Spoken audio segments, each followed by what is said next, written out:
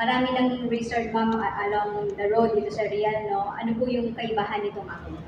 Siguro masasabi kong malaki naming kaibahan kumpara sa ibang resort is, since dito kami nakatira, hands-on kami sa management. So nakikita namin kung ano yung ikinasasaya ng mga customer. So we try to be innovative.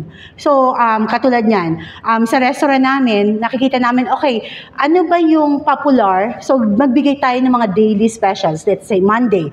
Okay, let's have unlimited inasal with chunk of a price, sisig. Wednesday wings, 15 pesos, makakabili ka ng wings. Buy one, get one ng pizza. Tapos Friday naman is 20% sa lahat ng government employees. Saturday, we do the party. Sunday and holidays, foam party. So, siguro, what we're trying to be different is we're not afraid to have less of the profit and at the same time, spend more money para dun sa kasiyahan ng mga guests. So, yun siguro yung makikita ko na, masasabi ko na kaibahan namin.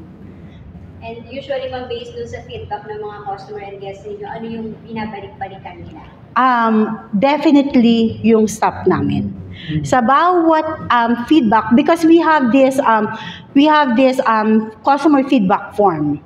And sa bawat customer feedback form is yung quality ng service na nare-receive nila sa staff. Very, very happy yung mga guests namin when it comes to service ng staff. So, secondary na lang yung quality nung place. Quality ng food. So, yun yung masasabi kong binabalik-balikan. And we actually have lots of customers that will gonna phone us, oh, we've been at Appleton's, this is our 5th times. And also, we're not scared to give discount. Pag sinabi nila, oh, baka naman pwede po kayo mag-discount, we're so flexible. Even sa budget. So let's say we have customer na gustong mag-team building. And sasabihin nila, oh, this is our budget. Okay, we can work on that budget. Government, oh, this is the only budget. Okay, we can work on that budget.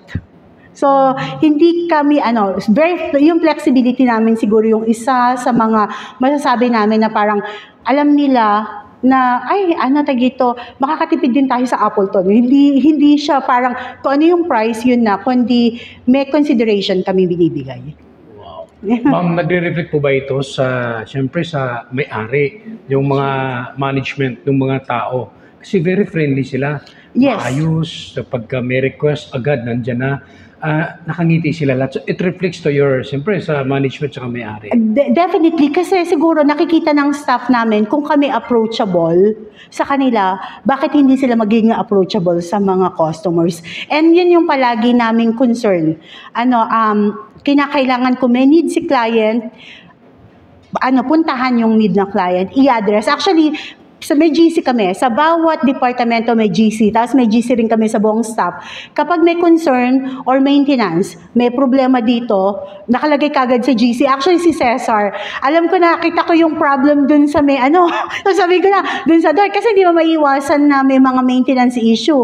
Si Cesar, yung head ng maintenance namin, gabi na, nakauwi na siya.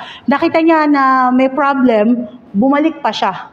So, ganun yung klase ng serbisyo na hindi lang siya consistent. So, bawat staff namin gusto na yung the best service na may bibigay. Kasi kami din, para sa staff namin, gusto din namin best yung maibibigay namin sa kanila. It's always para dun sa kanilang satisfaction. Ibig sabihin po ba nito, ma'am, kapag satisfy yung empleyado niya, magre-reflect din ito sa kanyang performance? Definitely. Actually, gusto ko lang sabihin, sana makata, gusto ko lang ma-share. Palagi sinasabi ng husband ko, you know what, we want to be parang tayo magsaset ng trend para kung ano yung dapat nare-receive ng staff. Kasi yung staff namin, they're not just like getting good, parang pinaka-basic is minimum wage, pero more than that sa marami. They have service charge na pinaghahatian nila. Meron silang tip. So yung mga ganung bagay, tapos free ang kanilang staff meal. Katulad niyan, recently we just have a staff team building sa lahat ng staff na wala silang pasok, tapos nag-overnight sila, yung iba kasama yung family nila. So para sa amin is, whatever we have, we try to share it to the staff. So nakikita naman namin yung good effect kasi the staff is really concerned. Kasi si Cesar hindi pupunta dito yun kagabi. Yun siya eh. Hindi pupunta kagabi kung wala yung concern. Yes. Annabelle, Yes. what motivates the owners when it comes to being sustainable and being very active in promoting our business? The staff. Why?